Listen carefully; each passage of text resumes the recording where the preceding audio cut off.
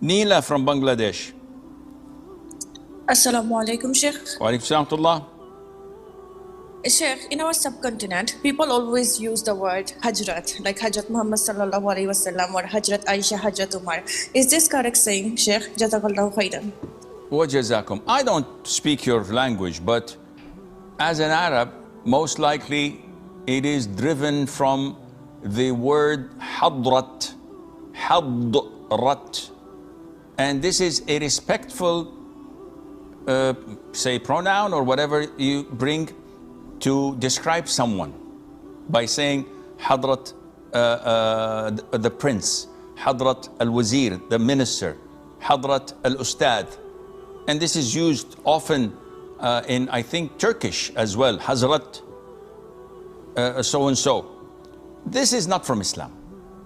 It has nothing to do with Islam. Is it bad? No, it's a word of respect. So there is no problem in saying it. I wouldn't do it, but if someone does it, I have no problem with it.